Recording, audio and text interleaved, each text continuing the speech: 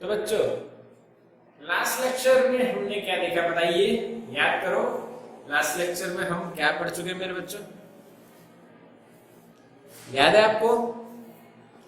Last lecture में हमने MI देखा था ना, मैन इन ब्लैक नहीं, मोमेंट ऑफ इनर्शिया। आपको बिल्कुल पक्का हो चुका है बच्चों, क्लियर है ना? Yes yes. एमआई में किसी को कोई डाउट?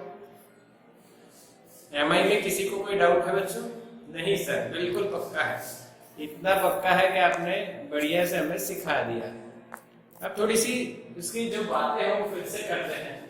तो बच्चों एमआई यानी मोमेंट ऑफ इनर्शिया, ठीक। अब देखो मेरी बात समझो, हमने कहां से शुरुआत की थी? थोड़ा सा मैं कुछ आपको कंसेप्ट दे रहा हूं। हमने एक रिजिड बॉडी की बात की और उसके एन पार्टिकल्स की जो एडिशन हमने इस तरह से किया, उसको हमने क्या बोला? एमआई। तो बच्चों इसको क्या बोलेंगे बताइए? फिर इसको हमने ऐसा लिखा है summation MI RI, this is moment of inertia. पर इस एक टर्म को क्या बोलेंगे? हाँ, what is this first term? ये पहली टर्म क्या है? जैसे पूरा मोमेंट ऑफ इनर्शिया है of rigid body, of rigid body. तो ये जो एक टर्म है ये क्या है? सोचो, ये एक टर्म क्या है बच्चों? तो आप कहोगे सर ये एक टर्म यानी फर्स्ट पार्टिकल जो है इसकी एमआई है। यस और नो, एग्री और नॉट? फास्ट एक मैसेज कर दीजिए, लाइव क्लास वाले बच्चे मैसेज करेंगे, क्या ये आपको समझ में आया? यस, बिल्कुल। हाँ जी आंचल, वेरी गुड। हाँ जी, क्या आपको समझ में आया? हाँ जी। Okay, what is this? We can call it MI of second particle.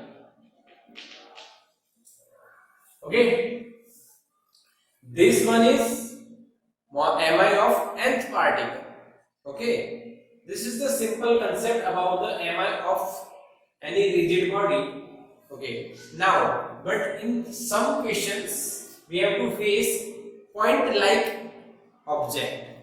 तो बच्चों ये जो पार्टिकल जो होता है, what is particle? Concept of particle क्या है? What is particle? तो point like object which is endowed with mass, यानी थोड़ा सा मास होता है और वो पॉइंट लाइक ऑब्जेक्ट होता है, उसको हम पार्टिकल बोलते हैं। बोलो क्लियर? सो बच्चों what is particle? Point like object endowed with mass is called particle. Now you all have to remember this thing. What is MI of rigid body with n number of particles? Summation MI Ri square. But what is the MI of a particle of small mass or any mass? अगर कोई particle है, point like object है, छोटा सा sphere है, गोला है, तो उसका एमआई क्या बोलोगे आप? mr square. यस और नो? तो हम लोग यहां पे लिख रहे हैं MI of a point like object यानी फिर particle, simple. I is equals to mr square। हाँ के ना बच्चों? What is n? Mass. What is our perpendicular distance from axis of rotation? क्या बच्चों समझ में आ रही है मेरी बात? क्या आप लोगों को समझ में आ रही है बच्चों कि मैं क्या बताना चाह रहा हूं आपको? Yes sir. और इसके बाद हमने देखा था कि फाइनली एमआई हो जाती है बच्चों f d square. M is equal to total mass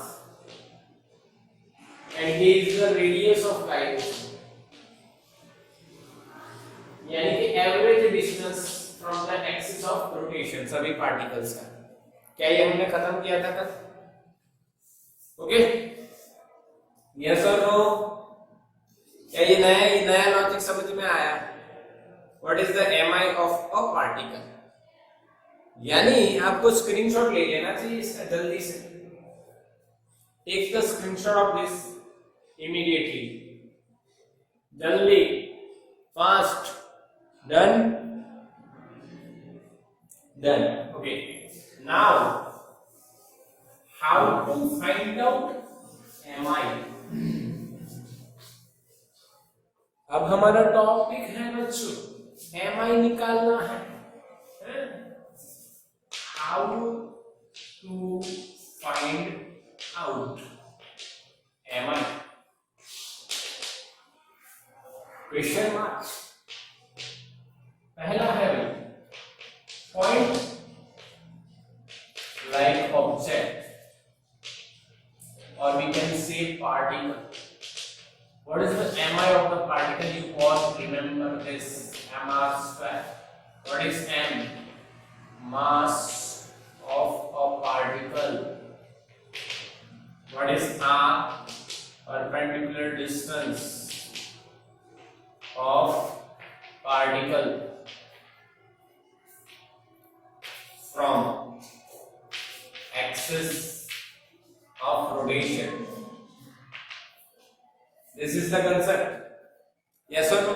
How to find out the moment of inertia of the particle? First of all, you have to decide the mass. If given, then no worry. If not given, then you have to decide. How to decide? Take it as m or dm. But in most of cases, mass is given. Main thing is r. You have to find out r. And what is r? Perpendicular distance of the particle from the axis of rotation. और बच्चों हमने एक और बात देखी थी कि mi depends on the inclination. हाँ कि ना, याद करो, mi depends on inclination. Yes or no? हाँ कि ना? Yes yes yes yes. तो इसका एक एग्जांपल देखते हैं, दोनों बातें आपको समझ में आ जाएगी। ये एक एक्सिस है, इससे 2 मीटर दूरी पे एक पॉइंट लाइक मास है जिसका मास है 2 kg। This is axis of rotation.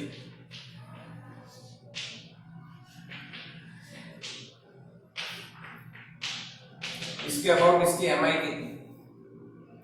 ये पॉइंट में सेंटर है, कोई नहीं, बताइए क्या होगा आंसर? मैसेज फास्ट मैसेज करो। What is the mi? Point like object, simply you can do mr square. Mass कितना बच्चों?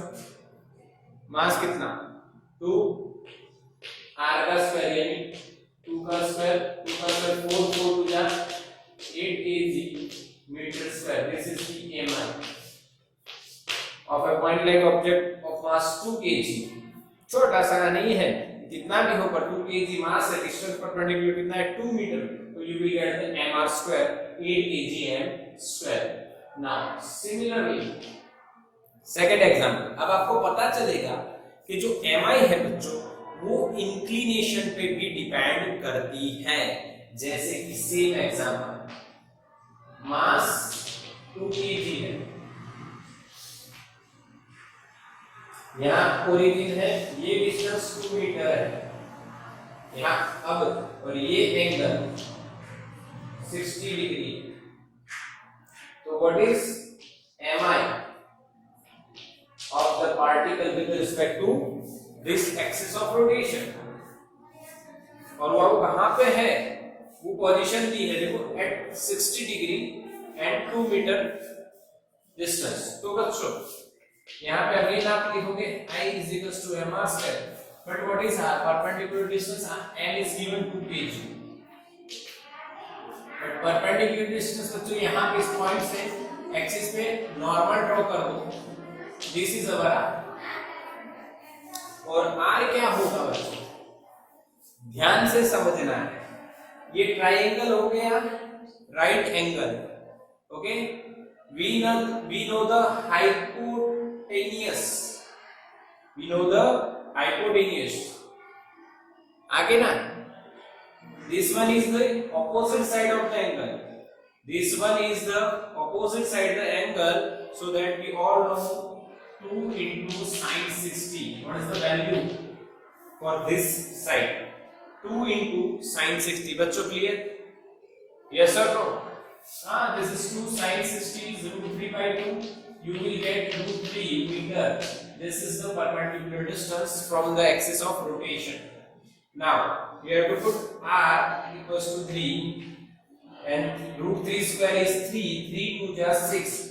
Then answer is 6 kg per kg into meter square. बोलो समझ में आया बच्चों ये केस? हाँ के ना? समझ में आ रहा है ना? ये केस क्या कहना चाह रहा है हमें समझ में आ रहा है. मैसेज कर दो जल्दी से तो मुझे पता लग जाए कि आपको समझ में आ गया. यस मैसेज आ गया. अच्छा, अब आप देखिए, जब वो परपेंडिकुलर था तब mi ज्यादा और इंक्लिनेशन हुआ तो mi घट गया. यानी इसको घुमाने के लिए कम वर्क करना पड़ेगा जबकि उसको घुमाने के लिए ज्यादा लगेगा. यस और नो? इसकी mi 8 और इसकी 6. तो यहाँ पे आप समझ रहे हो कि भाई जो mi है बच्चों वो इंक्लिनेशन पे डिपेंड करती है. तो this is the first type of concept और case for the point like object और पार्टिकल, जिसमें आपको mi इस तरह से फाइंड करनी रहती है. आ गया समझ में? हाँ कि नहीं? अब एक और मैं करवा देता हूं क्वेश्चन. स्क्रीनशॉट लो इसका फटाफट.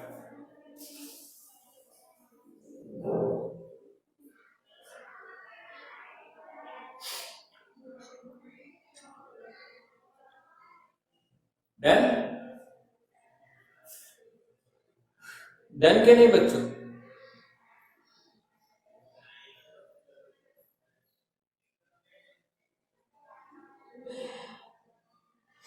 Done.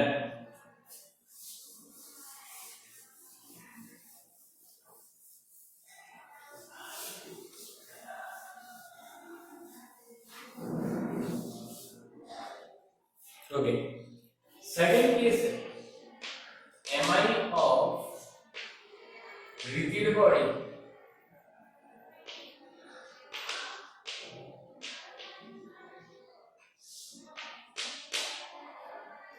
mi of rigid body. चलो बच्चों, तो समझते हैं इसको, देखते हैं किस तरह से रिजिड बॉडी की mi निकाली जाती है. ओके, तो mi ऑफ रिजिड बॉडी इसको हम किस तरह से समझते हैं. अब यहाँ पे आपको ध्यान से समझना है बच्चों, ध्यान से समझना है. यहाँ पे मैं एक x, एक y और एक z, यहाँ पे हम लोग एक रिजिड बॉडी लेते हैं.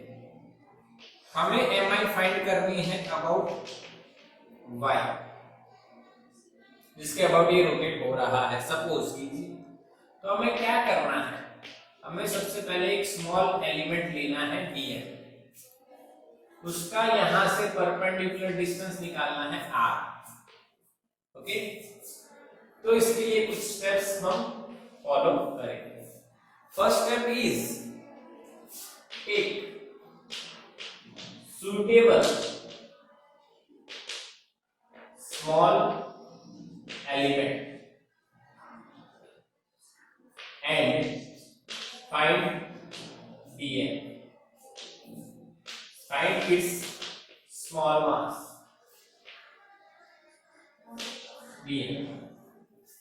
पहली स्टेप क्या है? First of all you have to take suitable small element of this rigid body and you have to find out the mass of that rigid body's small element dm. Dm is the mass. Now how to find out dm? This is the concept. Simply you have to multiply density with the length, area और volume. अब आप सोचोगे sir आपने buffer हो रहा है, रुको तो भाई वाईफाई इशू है थोड़ा बहुत, अभी क्लियर हो जाएगा। अभी सही है, देखो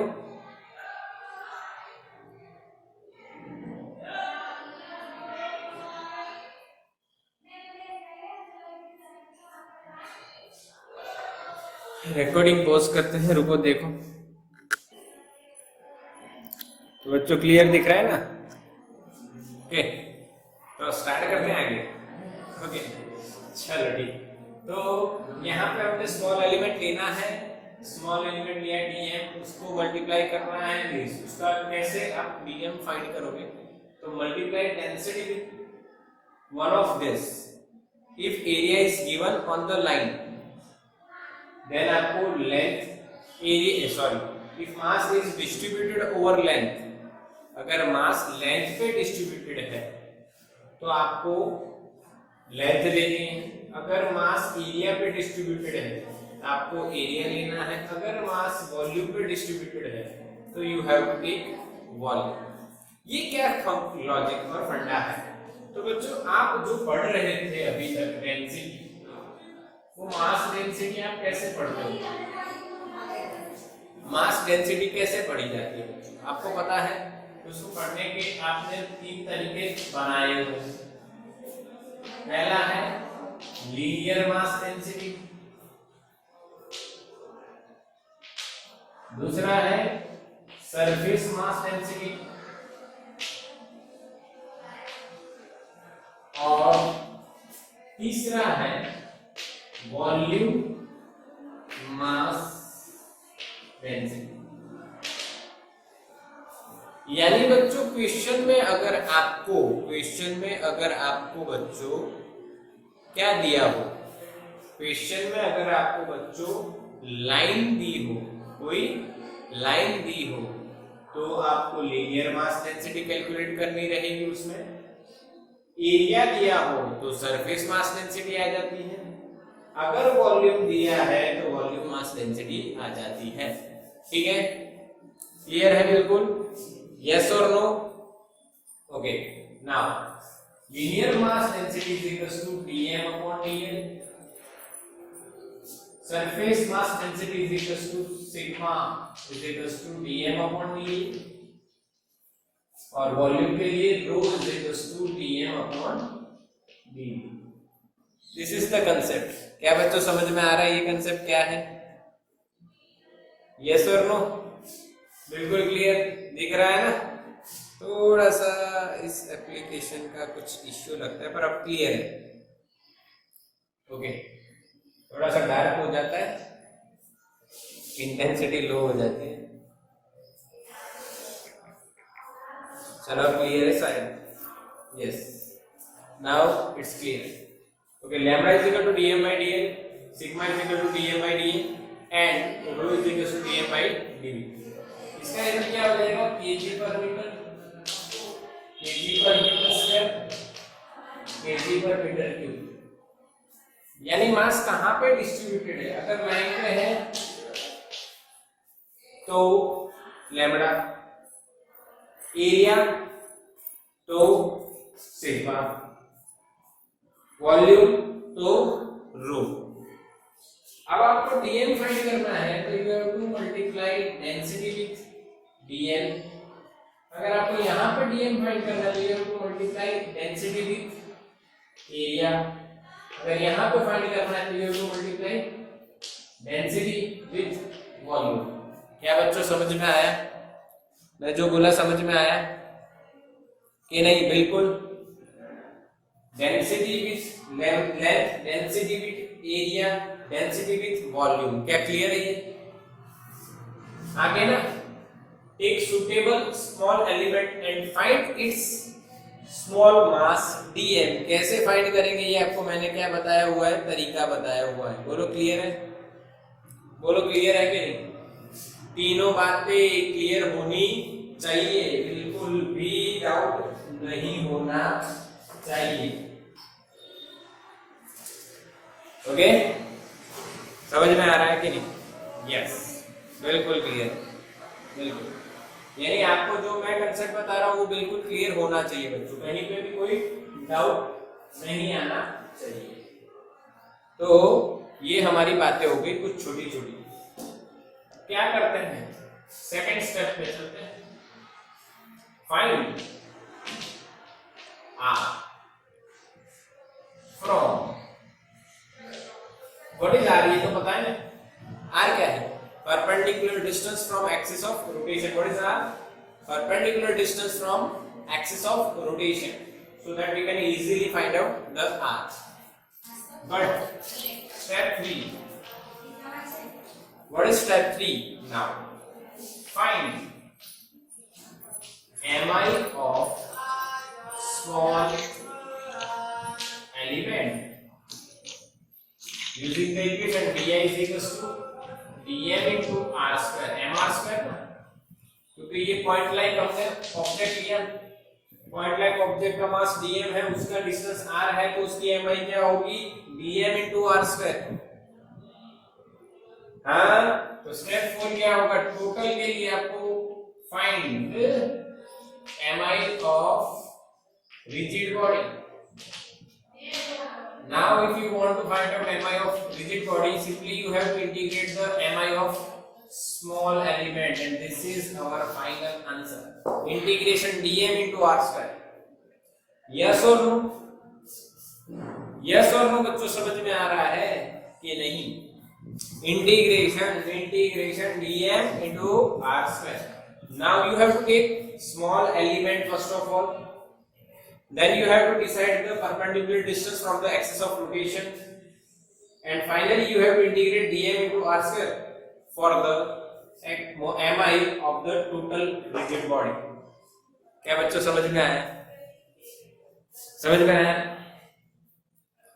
क्या बच्चों? ये कंसेप्ट समझ में आया? 4 स्टेप का कंसेप्ट है, अभी 4 का दिख रहा है, हम लोग एक का ही कर देंगे। अभी कितने का दिख रहा है? 4 का। हम कितने का कर देंगे? 1 का। उसका भी लॉजिक मैं आपको देने वाला हूँ। अभी कितने का है बच्चों? 4 का। तो उसका स्क्रीनशॉट ले लो फटाफट। तो बच्चों आप स्क्रीनशॉट ले लीजिए। अब how to apply this 4 steps and how to use these 4 steps to find out the mi of any rigid body or any body, any kind of body, वो हम देखते हैं। तो बेटा सबसे पहला जो कंसेप्ट जो हमने देखा उसके हिसाब से हम एक क्वेश्चन करते हैं, एक example. Find mi of uniform. अब ये यूनिफॉर्म क्या मतलब क्या है? यूनिफॉर्म का मतलब ये होता है कि लैम्बडा कांस्टेंट है, लैम्बडा वेरिएबल नहीं है। Find mi of uniform thin rod, जिसको हम लीनियर एलिमेंट बोलेंगे। अब क्या हो जाएगा? ये लीनियर एलिमेंट यानी जो थिन रॉड है। Find mi of uniform thin rod. But जब mi फाइंड करनी होती है तब आपको एक्सिस ऑफ रोटेशन भी मेंशन की गई होगी कि इसके about axis of rotation passing through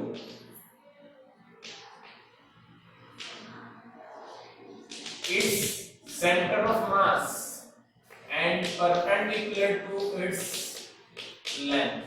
this is the question। बच्चों क्वेश्चन समझ में आ रहा है? you have to find the mi about an axis which is passing through its center of mass and perpendicular to its length। तो देखो diagram बनाते हैं हम लोग, समझ में आएगा। थिन रॉड है यानी लीनियर एलिमेंट है, जिसमें आपको लैम्बडा डेंसिटी लेनी पड़ेगी और कुछ भी नहीं। हालांकि लैम्बडा ना लो तो भी चल जाएगा। ये इसका सेंटर ऑफ मास है और इसके अबाउट हमें mi निकालनी है। अच्छा, इसकी टोटल लेंथ दी होगी आपको L, एंड इसका टोटल मास है क्या क्वेश्चन समझ में आया बच्चों? हाँ कि ना?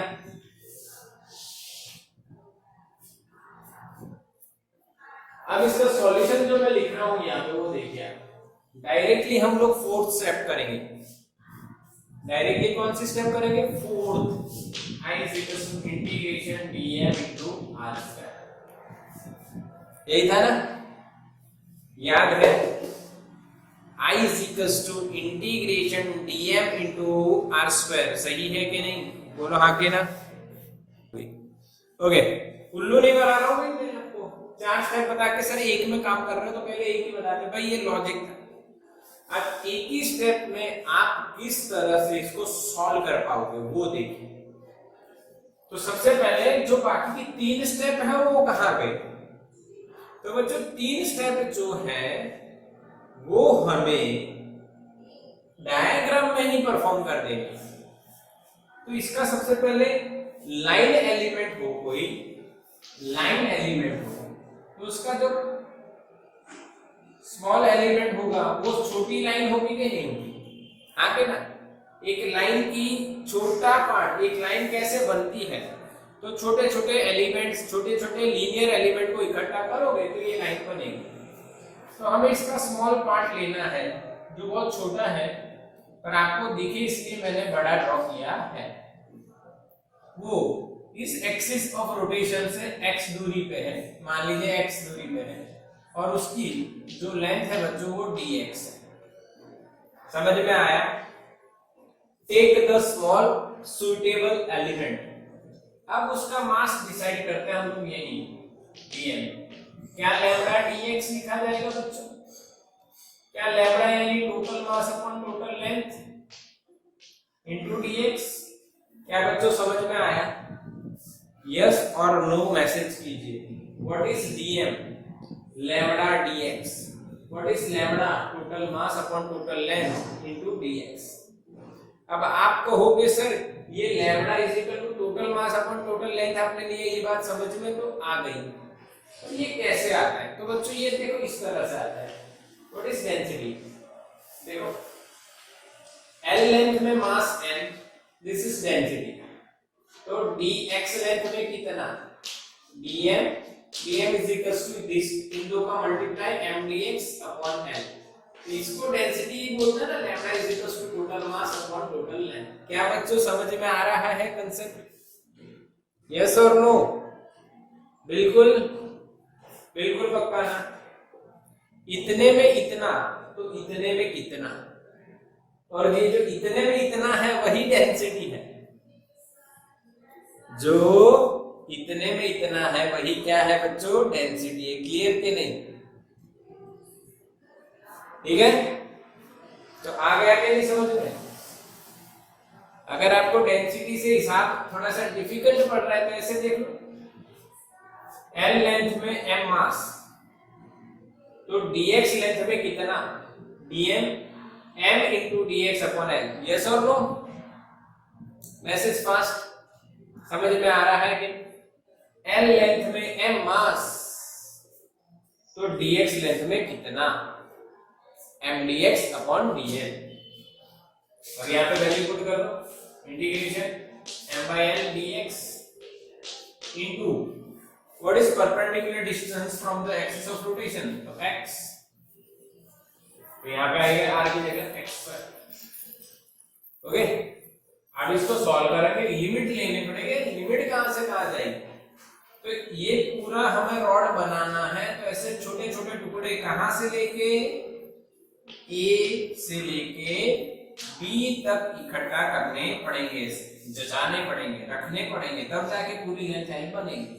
तो हमारी इंटीग्रेशन की लिमिट यहां से स्टार्ट होकर यहां तक जाती है। अब टोटल लेंथ बच्चों क्या है? मान लो ये ओरिजिन है, सेंटर ऑफ मास L है, तो आधी क्या होगी? L/2। तो ये जो पॉइंट हो गया ये माइनस L/2 हो जाएगा, आधी लेंथ L/2। तो ये पॉइंट कहाँ होगा? L/2 दूरी पे, और ओके लेफ्ट साइड में है ना, आप हमारी लेफ्ट साइड में यानी नेगेटिव, ये भी L/2। तो ये कितनी दूरी पे होगा? L/2 पर प्लस। क्या बच्चों समझ में आया कि नहीं? तो लिमिट कहां से कहां चलेगी? माइनस L/2 से प्लस L/2। मैसेज करो लिमिट समझ में आई कि नहीं, मैसेज करो लिमिट समझ में आई कि नहीं। जो कॉमन है वो कॉमन निकलेगा, m by l integration x पर dx minus l by 2 two plus l by 2। Okay, अब क्या करेंगे, तो m by l integration of x पर, simply you all know x cube by 3 and the limit is minus l by 2 to plus l by 2। Simple na? What is the integration of x square? You all know what is the power rule for the integration. Increase the power by 1. Here we have the power x square. We have the power 2. So increase करेंगे 1, we will get x cube by 3. Okay. Now we have the two limits minus l by 2 to plus l by 2. Now how to put the limits? You all know. Put. But first of all you have to remember this thing. This is constant. So that you can bring it out. Okay? तो मैंने 3 को बाहर ले लिया, तो हमारा क्या बन गया, m by 3 है। अब बचा क्या, x क्यूब। x ही तो वेरिएबल है, वेरिएबल कहाँ है, x ही है ना भाई। तो x की वैल्यू यहाँ पे upper limit minus lower limit कर दो। तो अपर लिमिट l by 2 है उसका क्यूब, माइनस लोअर लिमिट भी l by 2 ही है पर माइनस l by 2 है उसका क्यूब। अब m by 3l हो गया, यहाँ पे l का क्यूब अपॉन 2 का क्यूब यानी 8 माइनस l का क्यूब अपॉन 2 का क्यूब यानी 8, but this one is minus. Okay, minus का क्यूब माइनस ही रहेगा, बिकॉज यू ऑल नो अगर पावर ऑड है तो साइन चेंज नहीं होगी, पर पावर इवन है तो प्लस हो जाएगा, माइनस हो तो भी प्लस। तो यहाँ पे माइनस ही रहेगा, तो माइनस माइनस हमें क्या करना पड़ेगा, प्लस। अब इसको सॉल्व करते हैं। I is equals to m by 3l into the bracket 2l cube upon 8। क्या बच्चों समझ में आया, l cube by 8 plus l cube by 8 2l cube by 8 हो जाए। अब इसको सॉल्व करेंगे, ये गया 4 कर देगा, ये l है यहाँ पे स्क्वायर कर देगा, तो ऊपर बचेगा ml स्क्वायर, नीचे 4 3 जा 12। This is our answer, ml square by 12। क्या बच्चों निकालना आया, mi of the uniform thin rod which is linear element about the axis of rotation passing through its center of mass and it is perpendicular to its length. This is the method we have to find mi. This is our method to find out the mi. क्या बच्चों समझ में आया, क्या mi समझ में आया? एक ही स्टेप में हो गया ना, 4 स्टेप के बजाय एक ही में काम खत्म हो गया, पर बाकी की 3 कहाँ करनी है, इन द डायग्राम। तो इसका स्क्रीनशॉट ले लो।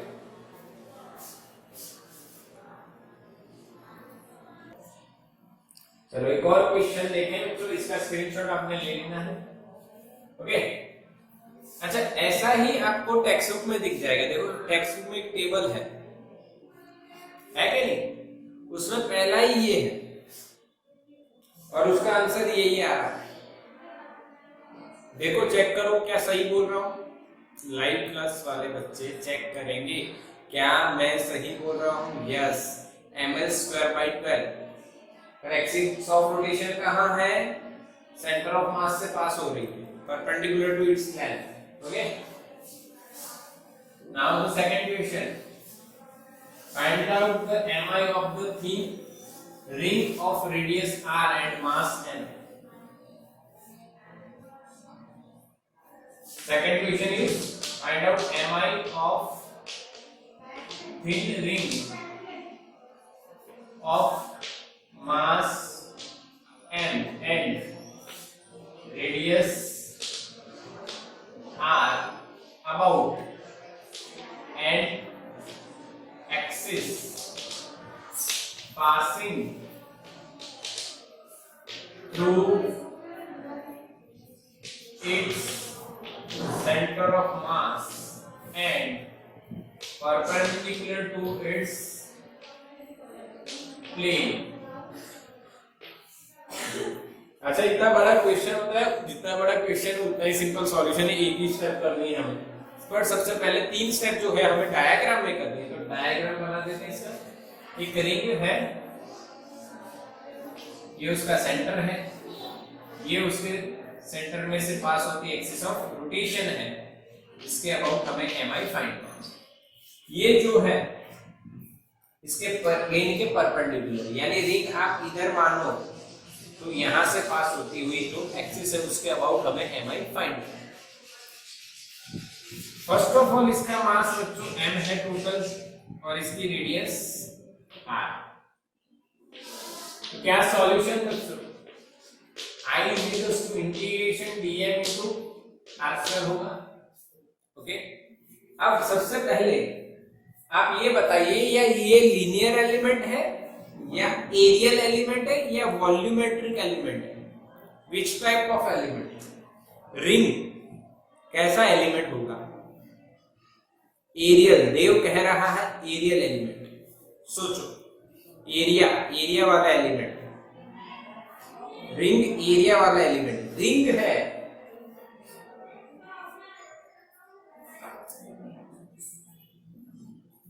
रिंग कैसा एलिमेंट है? यहां पे लिख रहा हूं लीनियर एलिमेंट है। हाँ Sneha, right answer, linear element है। देखो कैसे, ये छोटे छोटे चॉक्स अगर हमारे पास बहुत सारे हों, छोटे छोटे dx लेंथ के, क्या इनको हम साइड बाय साइड जोड़ जोड़ के एक रिंग बना सकते हैं? हाँ कि ना? सोचो, यस और no? Yes, yes yes yes. उसी तरह से आप एक और बात सोच सकते हो, बैंगल, चूड़ी, चूड़ी होती है ना, चूड़ी मम्मी पहनती होगी, आपने देखा होगा। हाँ, तो उसको अगर आप छोटे छोटे टुकड़ों में टूटा हुआ माने और फिर से उसको अरेंज कर दें, तो क्या वो फिर से रिंग बन गई? मैंने पहली स्टेप यही लिखवाई थी, you have to select small element but suitable, which is suitable. जैसे हर चीज का एक एलिमेंट छोटा होगा, वो सुटेबल होना चाहिए। एक और एग्जांपल ले लेते हैं। अगर मैंने आपको बोला सॉलिड सिलेंडर, तो अभी हम नहीं देखेंगे, हम लोग कुछ प्रिंसिपल हम देखेंगे, उसके बाद पढ़ेंगे, बट थियरम देखेंगे, प्रिंसिपल नहीं थियरम देखेंगे। पर इसका स्मॉल एलिमेंट क्या होगा? एक सिलेंडर है, सोचो बच्चों, उसका स्मॉल एलिमेंट क्या होगा? जो एक शेप बनता है, जो आप पढ़ चुके हो, बताओ वो क्या होगा? सिलेंडर, सॉलिड सिलेंडर का स्मॉल एलिमेंट क्या होगा? सोचो क्या हो सकता है? हाँ सोचो। तो बच्चों आपको देखने को मिल सकता है ये एलिमेंट, डिस्क। क्या देखने को मिलेगा हमें? Disc. Small element of the solid cylinder is disc. अब ये कैसे देखोगे? तो आपको एक कॉइन लेना है, मान लीजिए 5 रुपए का एक कॉइन है, तो वो क्या मानोगे आप? डिस्क। और उस कॉइन के ऊपर और बहुत सारे 5 रुपए के कॉइन इतने हाइट तक अरेंज कर दिए और फिर इसको पकड़ के देखो, तो ये तो सिलिंड्रिकल शेप हो गया। पर वो किससे बना हुआ है? डिस्क से। यस और नो? यस और नो बच्चों, मैसेज करो। हाँ yes, you have to select small suitable element. तो यहाँ पे सुटेबल एलिमेंट क्या है? तो वो एक छोटा सा लाइन एलिमेंट हम ले लेते हैं यहाँ पे, जिसका मास कितना है बच्चों? dm। और यहाँ पे एक बढ़िया बात ये हो रही है कि जो रेडियस है वही r है, तो यहाँ पे मास dm ही रहेगा, हमें लीनियर एलिमेंट में लाइन में जाने का जरूरत नहीं है। और यहाँ पे r स्क्वायर। ओके, बट ऐसे छोटे छोटे एलिमेंट यहाँ पे भी दूसरा होगा जिसकी रेडियस r होगी, यहाँ पे भी dm होगा जिसका डिस्टेंस r होगा, यहाँ पे भी dm होगा, सभी जगह dm है, छोटे छोटे एलिमेंट है और सबकी दूरी r है, यानी r is constant. R square बाहर आ जाएगा। इंटीग्रेशन हम डीएम करेंगे पर कहां पे, व्हाट इज दिस इंटीग्रेशन, ये क्या है, इंटीग्रेशन ओवर क्लोज पाथ। अगर क्लोज पाथ पे आप लिमिट लिखोगे तो इनिशियल और फाइनल सेम ही रहेगी, इसीलिए हमें ये सिंबल कर देना है। इसका मतलब क्या हो गया, integration over close path, integration over close path. समझ में आया?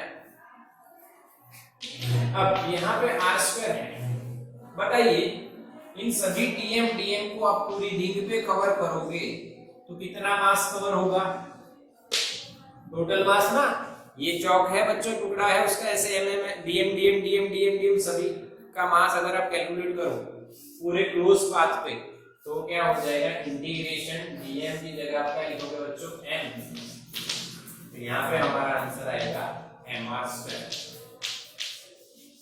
क्या बच्चों वो टेबल जो मैंने अभी आपको बताया उस टेबल में एनसीईआरटी में चेक करो, क्या यही आंसर आ रहा है, I is equal to mr square।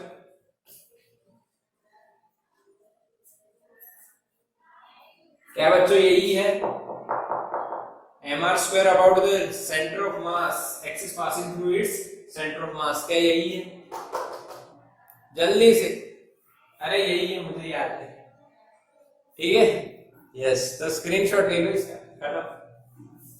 How to find out mi?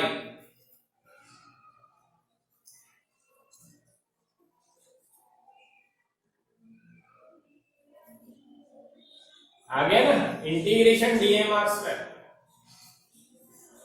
r is the perpendicular distance from axis of rotation। Done ना स्क्रीनशॉट?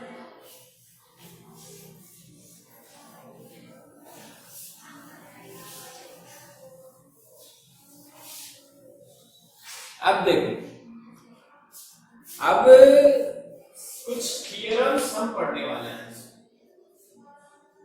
दो थियरम्स पढ़ेंगे। अब थियरम क्या होता है ये तो आपको पता होगा ना, क्या मुझे बताना पड़ेगा, व्हाट इज थियरम? थियरम वो है जो आपने पहले पढ़ा था, नाम है जिसका पाइथागोरस। पाइथागोरस इतना फेमस है, सबको आता होगा। This is the right angle triangle, ये कंडीशन है। पाइथागोरस ने कंडीशन क्या है, triangle must be right angle. Okay, फिर आपको पता है अगर ये x है, ये y है और ये z है तो z का square is equal to x square plus y square. हाँ, अगर राइट एंगल ट्राइंगल न होता तो बच्चों मान लो ये z है, ये x है और ये y है, अगर आपको z फाइंड करना होता तो इसके एंगल, इसके बीच का एंगल मान लो थीटा है बच्चों। So what is z? Z square is equals to x square plus y square minus 2xy cos theta. This is the original equation to find out the side of triangle. हाँ, x z find करना है तो इसका root ले लो। But अगर आपको पता है थीटा 90 है तो cos 90 क्या हो जाएगा, 0, तो इसको हटा दिया गया और फिर ये पाइथागोरस का कॉमन एक थियरम बन गया। यानी theorem is always used in the some special cases. Okay, तो इसी तरह से similar to that we have two theorems for the mi। First theorem is parallel axis theorem,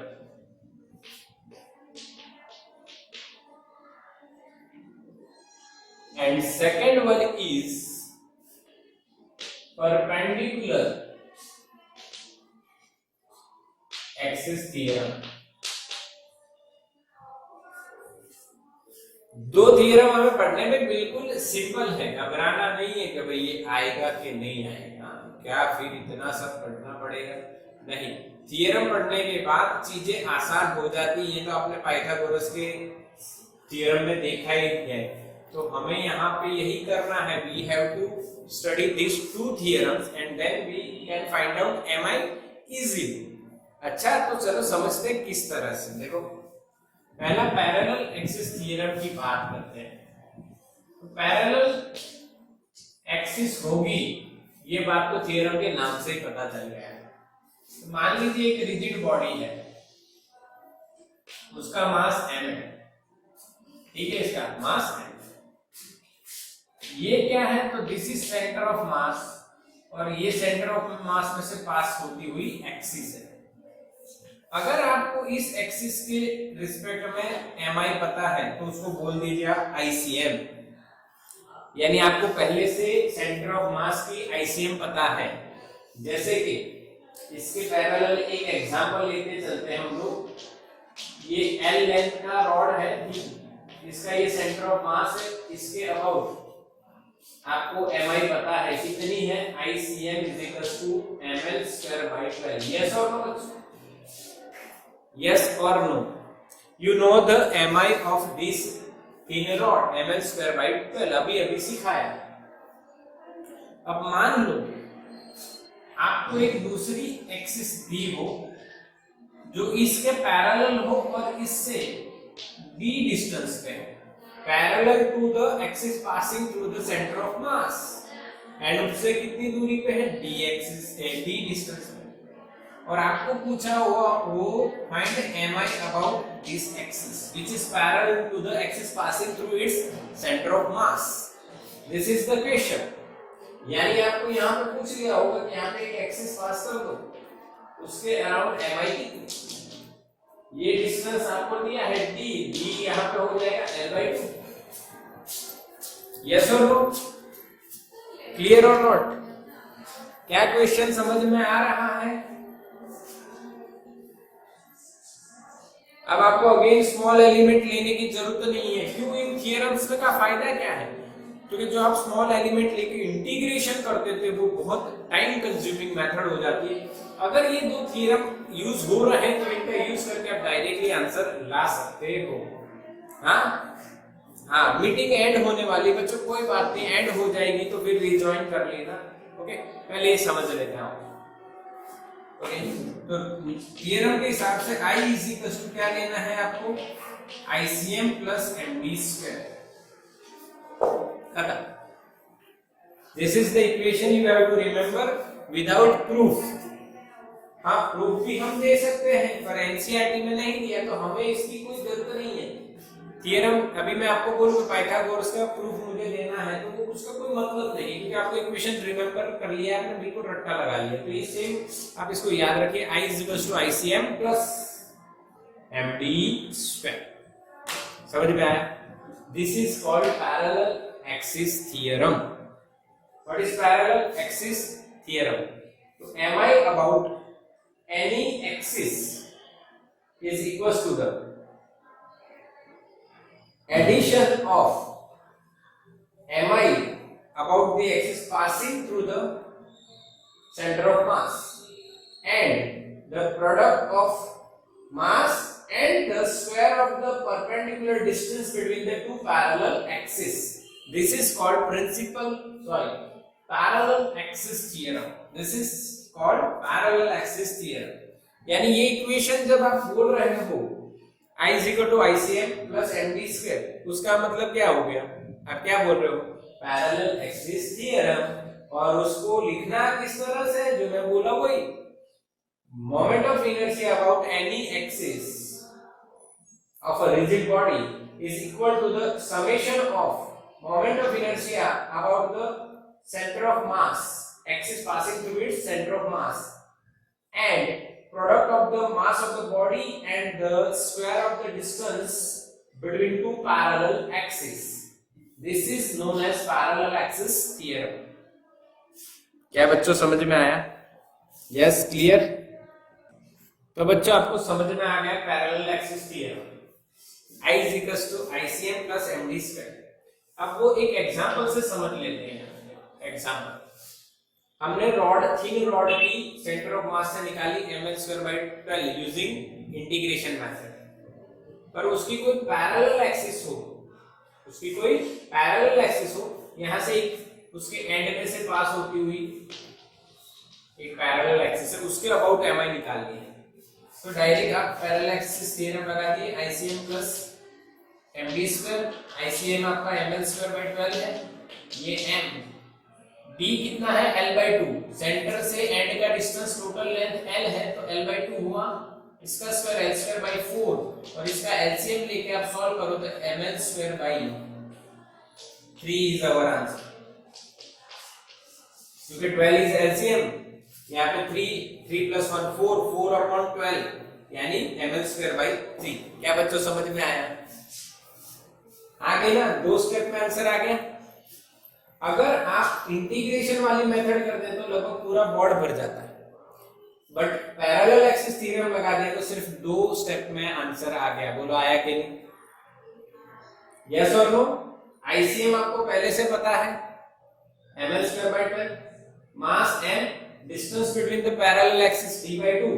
इसका स्क्रीनशॉट लो फटाफट, फिर परपेंडिकुलर भी आपको बता देता हूं।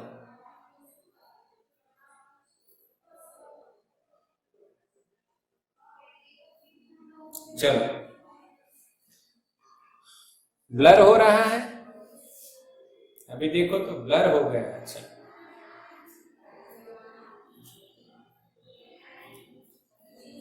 देखते हैं 1 मिनट। तो इसका स्क्रीनशॉट ले लो, हम नेक्स्ट लेक्चर में करेंगे। चलो अभी टाइम भी ओवर हो गया हमारा, इसमें इतना ही रखते हैं।